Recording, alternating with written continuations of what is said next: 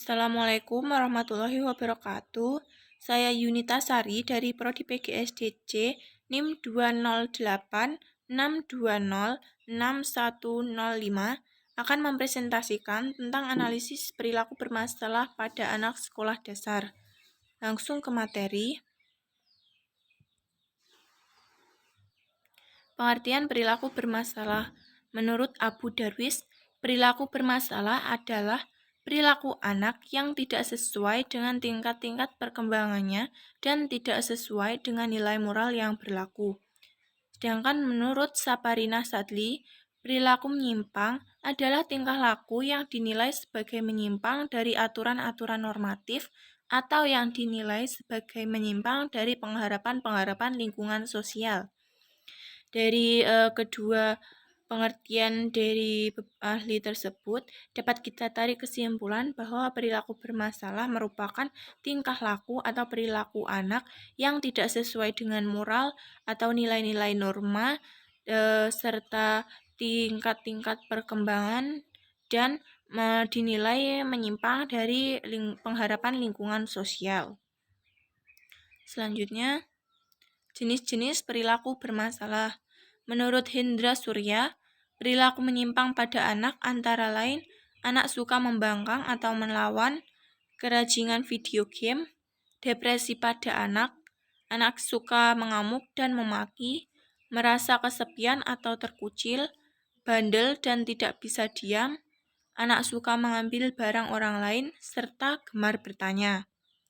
Sedangkan menurut Jenny Gicara, perilaku buruk anak akan perlu mendapat perhatian orang tua antara lain berkelahi, mengamuk atau marah, membantah, mengamuk di depan umum, menggigit, bermalas-malasan, meludah, jorok dan berantakan, berbohong, bersikap keras, berbicara kasar, mengejek, mengeluh, mengadu, mencuri, dan manja.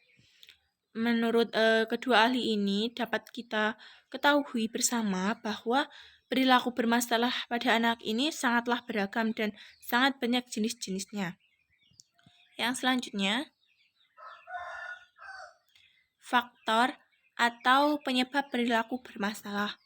Faktor perilaku bermasalah ini dapat dipengaruhi dari faktor dari dalam dan faktor dari luar.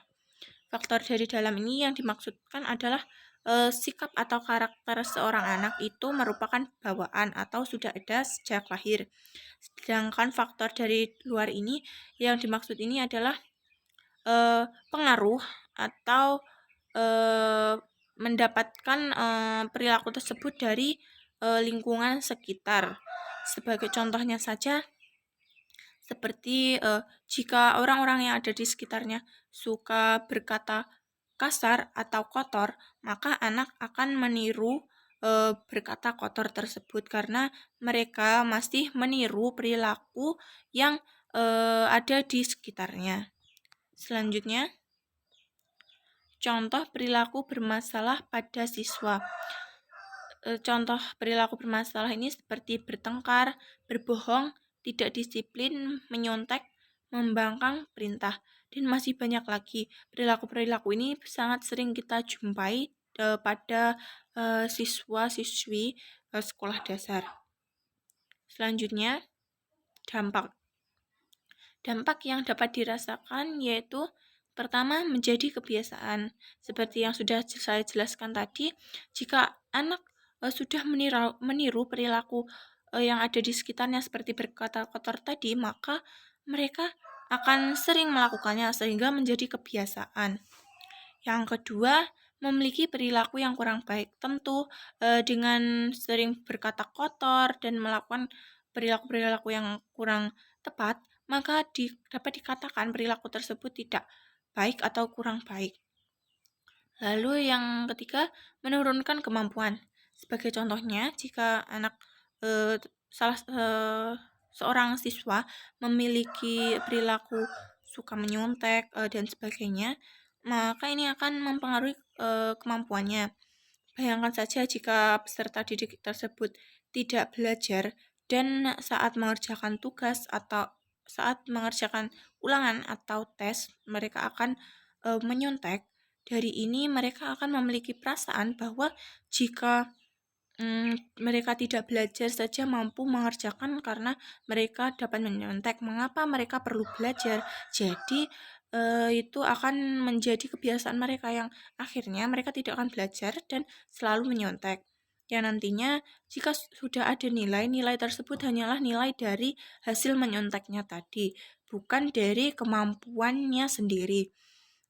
Maka dari itu dengan tidak belajarnya siswa ini akan berpengaruh bagi kemampuannya. Dan dampaknya masih banyak lagi terhadap siswa.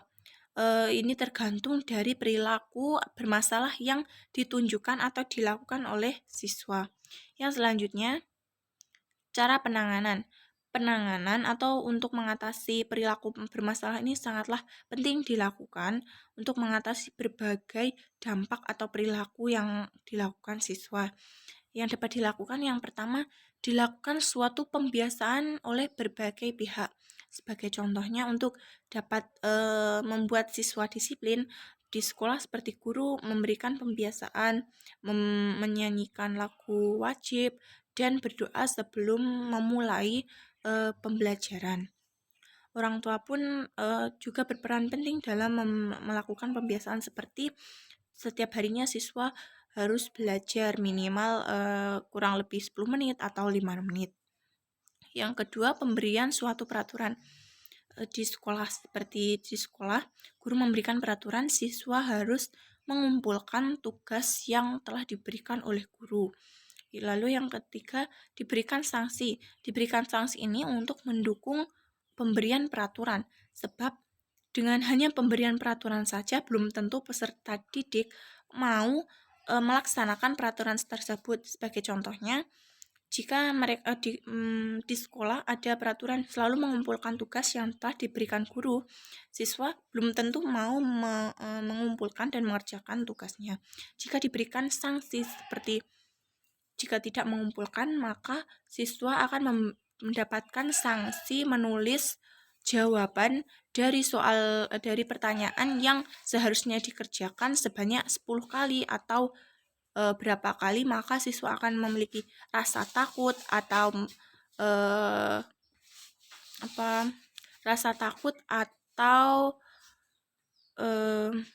cenderung lebih ke tidak mau untuk mendapatkan hukuman tersebut atau jera.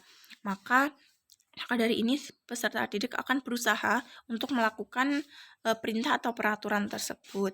Dan masih banyak lagi cara penanganan untuk mengatasi perilaku bermasalah ini tergantung dari perilaku bermasalah yang ditunjukkan oleh peserta didik. Kesimpulannya, perilaku bermasalah ini sangat beragam jenisnya.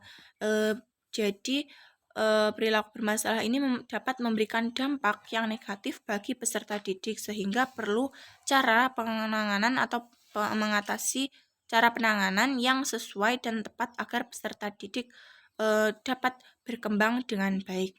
Demikian presentasi yang dapat saya sampaikan, kurang lebihnya saya mohon maaf. Akhir kata, wassalamualaikum warahmatullahi wabarakatuh.